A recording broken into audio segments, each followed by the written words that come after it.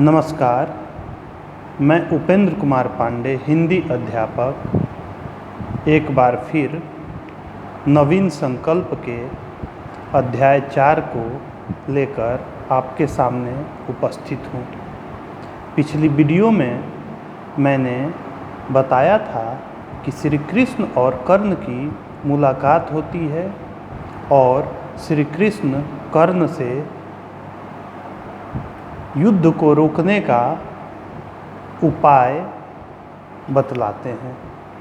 वो कहते हैं कि हे कर्ण, एकमात्र तुम ही हो जो इस होने वाले भीषण युद्ध को, जिसमें भयंकर रक्तपात होगी, लाखों लोगों की मृत्यु हो जाएगी, उस रक्तपात और उस मृत्यु के सैलाब को रोक सकते हो।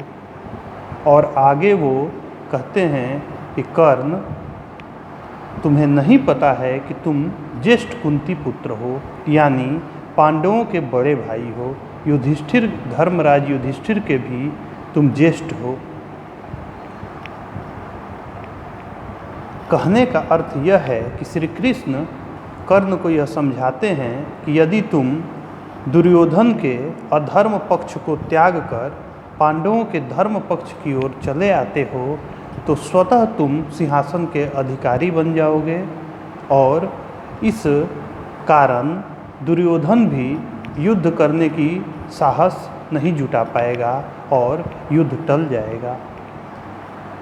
इस निर्णय के पश्चात तुम राजा बनोगे और पांचों पांडव तुम्हारे आसपास तुम्हारी सेवा करेंगे। इसके साथ ही श्री कृष्ण कर्ण के व्यक्तित्व की वो विशिष्ट बातें भी कर्ण को बतलाते हैं। कथा आगे बढ़ती है। इसके बाद श्री कृष्ण कहते हैं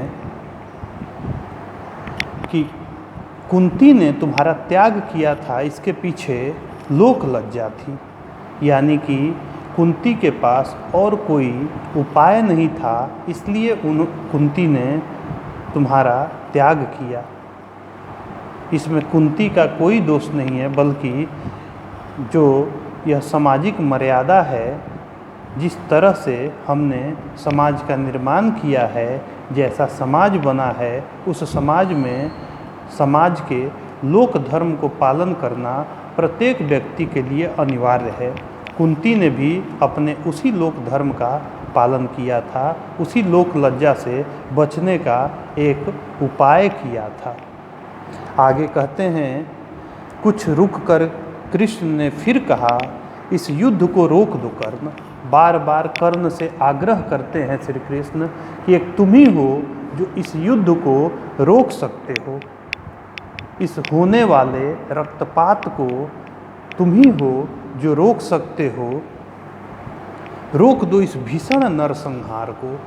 नर का जो संहार होगा, लोगों की जो मृत्यु होगी, इस भीषण नरसंहार को हे कर्ण तुम ही रोक सकते हो। और ऐसा करने के लिए तुम्हें सिर्फ एक कदम उठाना है। अपने जो पांचों पांडव हैं, उन भाइयों को जाकर के गले से लगा लो, दे दो और उन्हें अपनी विशाल भुजाओं की छाया। मैं विश्वास दिलाता हूँ कर्ण, मेरे साथ चलो, तुम्हारा पुण्य अभिषेक किया जाएगा। कहते हैं कि युधिष्ठिर और पांडव सहर्ष तुम्हें अपना राजा स्वीकार कर लेंगे। वो तुम्हारी छत्र छाया को स्वीकार कर लेंगे। पार्थ भीम अंगरक्षक बन जाएंगे तुम्हारे। और वो कहते हैं कि इस निर्णय से दुर्योधन भी पस्त हो जाएगा, वह भी युद्ध करने का साहस जुटा नहीं पाएगा। इसका नतीजा यह होगा, युद्ध टल जाएगा, युद्ध रुक जाएगा, भीषण नरसंहार, भीषण रक्तपात रुक जाएगा। हे कर्ण, एकमात्र तुम ही हो जो इस होने वाले युद्ध को रोक सकते हो। कृष्ण ने अपनी बात रखी। कर्ण ध्यानपूर्वक सब कुछ सुन रहा था। सुनने के बाद उसने फीकी हंसी से कहा कि हे कृष्ण, मैं आपका कृतज्ञ हूँ।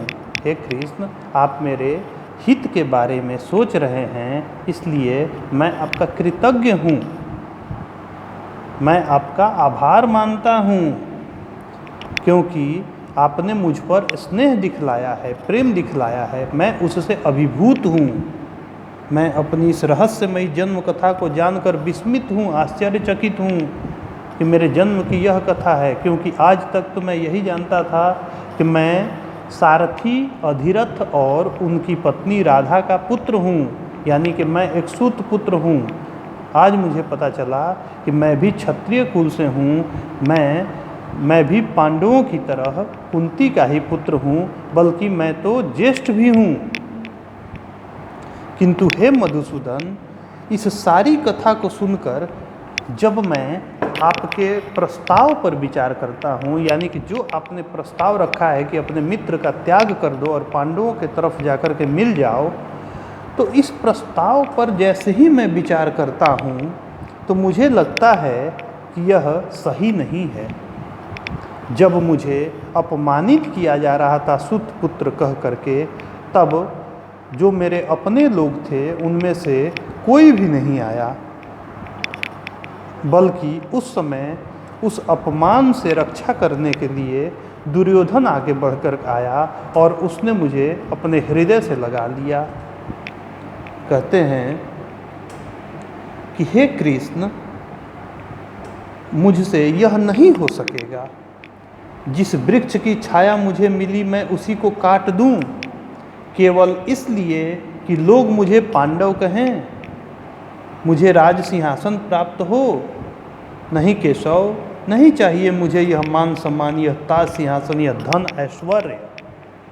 मैं इसके लिए नहीं बना हूँ। मैं अपनी ही दृष्टि में अपने को कलंकित नहीं करूँगा। यदि मैं ऐसा करता हूँ तो मैं स्वयं अपनी नज़रों में गिर जाऊँगा, मैं कलंक का पात्र हो जाऊँगा। फिर तुम ही सोचो कृष्ण कि क्या यह उचित होगा कि मैं अपनी नज़रों में गिर जाऊँ। जिस वृक्ष ने मुझे शीतल छाया प्रदान किया, क्या मैं उस वृक्ष की ही जड़ को काट दूँ? हे कृष्ण, मुझसे ये नहीं हो पाएगा। कहते हैं कि हे केशव, जो भी आप मुझे देंगे वह सब मैं कुरु राज दुर्योधन को दे दूंगा। उस बंधु के पास, उस बंधु के लिए मेरे पास कुछ भी अदेय नहीं है। ऐसा कुछ भी नहीं है जो उसको दिया ना जा सके, अब चाहे यह प्राण ही क्यों न हो। फिर कहते हैं कि हे केशव, यदि मुझे इंद्र पद की भी प्राप्ति हो, स्वर्ग की गद्दी भी मिल जाए, स्वर्ग का सिंहासन भी मिल जाए, तब भी मैं किसी भी हालत में अपने मित्र दुर्योधन को धोखा देने का विचार मन में नहीं ला सकता। फिर वो कहते हैं, मित्रता का बखान करते हुए, मित्रता के महत्व को समझाते हुए कहते हैं कि मित्रता से बढ़कर शीतल, मधुर और सुखदायक कुछ नहीं है। सारे संसार के सुख ऐश्वर्य उस मित्रता के सुख के आगे फीके हैं। सबसे ज़्यादा सुखी मैं तब महसूस करता हूँ जब मैं दुर्योधन का मित्र बना रहता हूँ। यदि मैं उसकी मित्रता का त्याग करता हूँ तो बदले में मुझे कोई भी सुख मिल जाए, मैं वहाँ पर अपने आप को सुखी महसूस नहीं करूँगा। और फिर कहते हैं वो कि भौतिक संपदा या किसी मान सम्मान से मित्रता के मूल्य को नहीं आंका जा सकता है। किसी भी भौतिक संपदा, धन, ऐश्वर्य या मान सम्मान, राजा बनने का मान सम्मान, इन सब वस्तुओं से, इन सब भावों से कभी भी मित्रता को नहीं मापा जा सकता।